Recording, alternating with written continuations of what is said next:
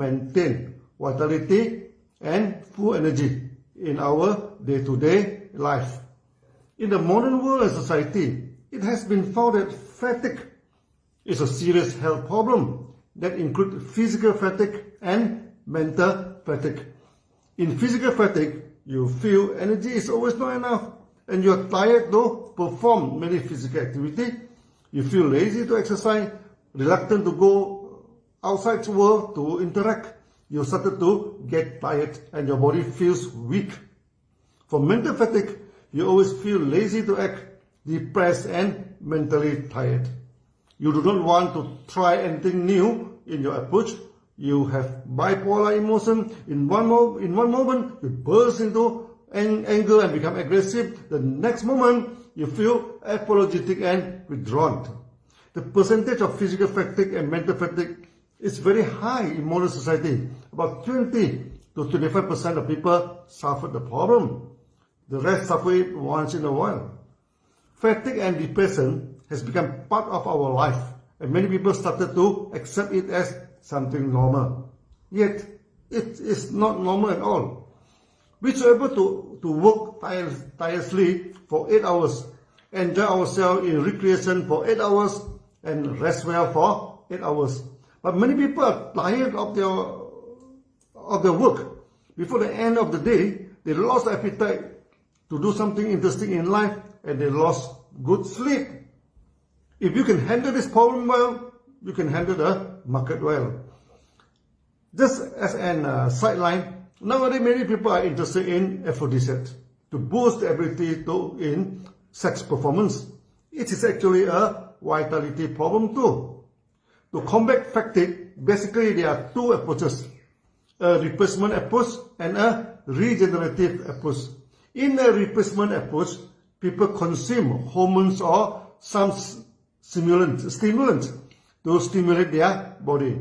Temporarily, their vitality boosts up and they feel good. But very soon, their body starts to develop dependency in the stimulant. Their life will be ruined if they keep on depending on it unchecked. The extreme case will be drugs, which we know is very bad for health. Next is alcohol. Overconsumption can destroy your liver and your body system. Then the cigarette and etc. Also, for aphrodisiac, some use sex hormones or animal genitals or testes to boost their sex drive. This is the formula for disaster. Soon the body cell depend on it, and without the stimulant, a person may become impotent and face more problems than solving it. Using replacement drugs, hormones and stimulants to stimulate vitality has to be stopped. You should never practice it. Next is the generative approach. We regenerate the body and gain back the vitality. One good approach is the consumption of organic coffee and tea. Before the advancement of medical science, many doctors had a bad opinion about coffee and tea. They found that when those consume coffee and tea, the oxygen content in the blood becomes less. And coffee and tea acted as stimulants, and soon the body is experiencing bad health. However, at the end of the day, some doctors started to realize they are not experimenting on the organic coffee and tea. The commercial coffee used by them is cheap synthetic coffee from the supermarket. This is chemical actually, not real coffee. Then they experimented with organic coffee again and found that the oxygen level in the body increased, and the chances to develop hypertension, diabetes, heart diseases, cancer, and etc. are greatly reduced. So in many health journals, many researchers openly ask you to drink coffee. The same is with tea. Many teas are packed with artificial flavor and artificial caffeine. That is chemical stimulant and lower down the oxygen content in the body. Then a study is shifted to organic tea. They get a good result which are opposite to the chemical tea. That was tested by them. So, taking in organic tea and coffee is important for vitality and health. This is how the DXN produce our products excel over those in the market, as we provide organic tea and coffee. Coffee and tea can improve the blood circulation. You can experiment by using the coffee and tea as face mask. After some time, the face becomes radiant and some pigments started to disappear. Pigmentation is a deposit of toxin actually, but the application of coffee and tea make the circulation of the small blood vessels become better and flush out the toxin.